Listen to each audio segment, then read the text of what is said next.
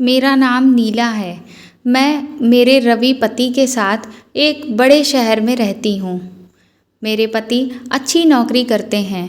नौकरी करते हुए अभी उन्हें 2 साल ही हुए हैं। हमारी शादी को अभी 1 साल हुआ है। शादी के बाद मैं उनके साथ यहीं रहने आ गई। उन्होंने एक अच्छी सोसाइटी में एक किराए का मकान लिया है। पास में कई बड़े बड़े घर हैं। यहाँ रहना एक अलग सी बात लग रही है। क्योंकि शादी को अब 1 साल हो गए थे तो मैंने भी सोचा कि मैं भी वापस जॉब करने लगती हूँ। हालांकि रवि इसके लिए मना करते थे, कहते थे कि वो अच्छा कमाते हैं तो क्या ज़रूरत है। लेकिन फिर भी मैंने जॉब ज्वाइन कर लिया। जॉब के साथ घर का काम करने में थोड़ी परेशानी हो रही थी, इसीलिए मैंने सोचा कि घर में काम करने के लिए एक नौकरानी रख लेती हूँ। लेकिन बड़े शहरों में अच्छा काम करने वाली का मिलना ज़्यादा मुश्किल होता है। इतनी जल्दी किसी पर विश्वास किया भी नहीं जा सकता। हमारी सोसाइटी में कई घरों में काम करने वाली आती थीं। सोसाइटी में मैंने तलाश की, लेकिन आसपास के घर में काम करने वाली बाइयों से जब मैंने बात की, लेकिन कोई भी अब और ज़्यादा काम लेना नहीं चाहता था। इसीलिए सभी ने मुझे मना कर दिया। मैंने यह बात रवि को बताई और उन्हें ही कोई काम करने वाली बाई ढूंढने के लिए कहा। रवि ने कहा कि वो कुछ करते हैं। कुछ दिनों के बाद उन्होंने घर पर एक काम करने वाली बाई को रख लिया। रवि उन्हें पहले से ही जानते थे। शादी के पहले रवि वहाँ से ही अपने लिए खाना मंगवाते थे। उनका नाम राखी था। वो 48 साल की होंगी। मुझे तो जैसे कि सुकून मिल गया हो। अब मैं अपनी जॉब आराम से कर सकती थी। सुबह और शाम को खाना बनाने का कोई झंझट ही नहीं था। घर में कोई काम करने वाला जो आ गया था, वो बड़ा अच्छा खाना बनाती थी। रवि तो पहले भी उनका बना खाना खाते थे, तो उन्हें तो पता था, इसीलिए वो उन्हें लेकर आए थे। मेरे पति सुबह जल्दी जॉब पर जाते थे और मैं उनके बाद जाती थी और उनके पहले ही आ जाती थी। मेरे आने तक राखी काम करने आ जाती थी, इसीलिए घर की चाबी उनके पास भी रहती थी। शाम को आते समय मैं कुछ समय सोसाइटी की महिलाओं से बातें किया करती थी। लगभग सभी को अब मैं जानने लगी थी। शाम को सोसाइटी की सारी महिलाएं भी घूमने बाहर निकला करती थीं। ऐसे ही एक दिन जब मैं उन सबसे बातें कर रही थी, तब एक खबर मुझे पता चली। हमारे 5 घर छोड़कर ही एक परिवार रहता था। बड़ा रईस परिवार था। उनका वो खुद का घर था। उस घर में काम करने वाली एक लड़की करीब 19 साल की सुबह से ही घर पर नहीं थी। वो लड़की उनके घर का काम करने के साथ साथ वहीं पर ही रहती थी। वो आंटी बता रही थी कि वो सुबह जब जल्दी उठी तब वो लड़की घर पर थी ही नहीं। फ़ोन किया तो उसका फ़ोन भी स्विच ऑफ था। सोसाइटी में किसी ने भी उसे जाते हुए नहीं देखा। वो आंटी कहने लगी कि घर देखना होगा, क्या पता कुछ लेकर गई तो नहीं। लड़की तो अच्छी थी, लेकिन आजकल कब कौन बदल जाए कुछ पता नहीं चलता है। उस लड़की को मैं भी मिली थी।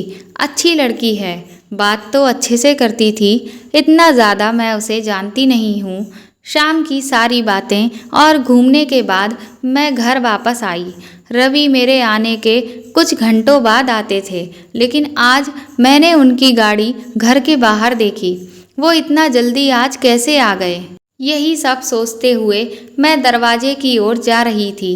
दरवाज़ा मैंने अपनी चाबी से खोला, लेकिन वो नहीं खुला क्योंकि उसे अंदर से बंद किया गया था। मैंने डोरबेल बजाई, लेकिन कुछ देर खड़ी रहने के बाद भी दरवाज़ा नहीं खुला। थोड़ी देर बाद वो आए और उन्होंने दरवाज़ा खोला। रवि ने कहा कि तुम आ गई। उनके चेहरे पर एक अजीब सा डर था। मैंने पूछा, क्यों, क्या हुआ? इतने डरे हुए क्यों लग रहे हो? वो बोले, कुछ नहीं, मैं नहा रहा था। दरवाज़ा मैंने अंदर से बंद कर दिया। आवाज़ सुनाई नहीं दी। उनकी बात सुनकर मैं अपने बेडरूम में चली गई। सुबह से घर से बाहर थी तो मुझे बहुत थकान हो रही थी।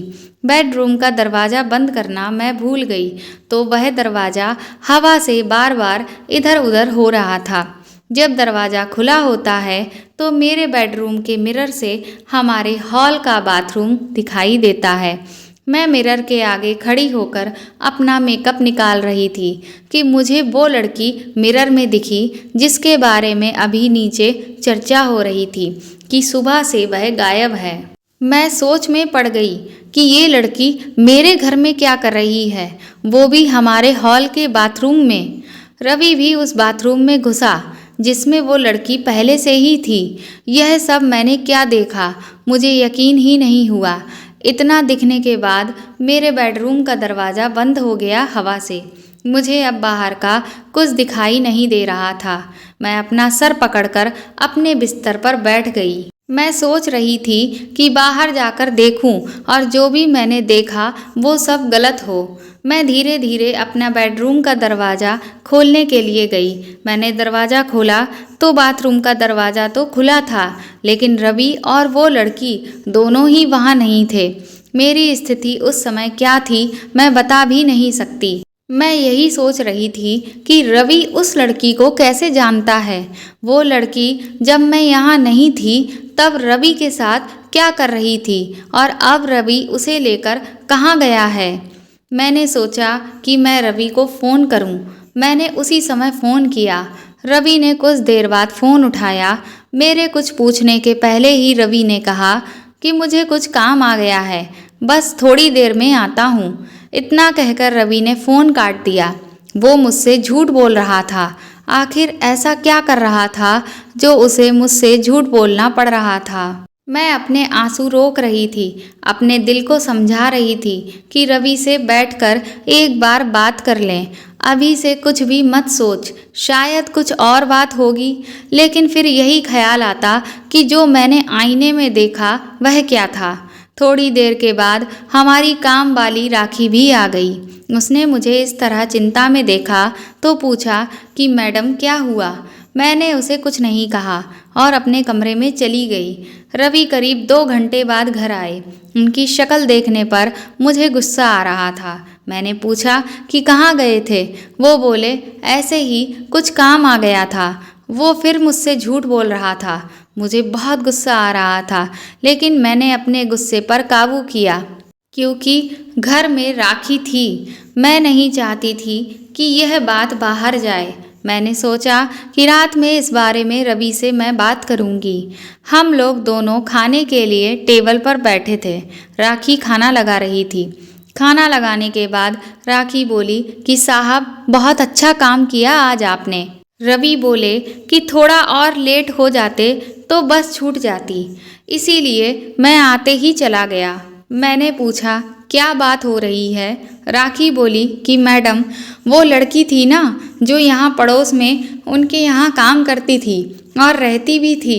मैंने उसकी बात काटते हुए कहा हाँ, सोसाइटी में बात हो रही है कि वह सुबह से कहीं गायब है। कहाँ है? राखी ने फिर कुछ ऐसा बताया जो मैंने सोचा भी नहीं था। राखी ने कहा कि वो छोटे गांव की है।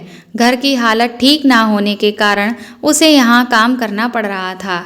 लड़की अपने घर जाना चाहती थी, लेकिन उस घर की मालकिन उसे जाने ही नहीं दे रही थी। उसे पैसे भी नहीं दे रहे थे। उस घर में दिन रात उसे 8 लोगों का काम करना पड़ता था। जब वो काम पर लगी थी तब सिर्फ 2 ही लोग थे, लेकिन थोड़े दिनों के बाद 8 लोग आ गए। वह भी उन्हीं के परिवार के थे। उसने काम छोड़ने और वहाँ से जाने को कहा तो उन्होंने उसे कहा कि तुम नहीं जा सकती जब तक हमें कोई और दूसरी काम करने वाली नहीं मिलती, और उसके पैसे भी नहीं दिए। काम करने वाली मिलना बहुत मुश्किल है, वो भी इतने बड़े परिवार के लिए।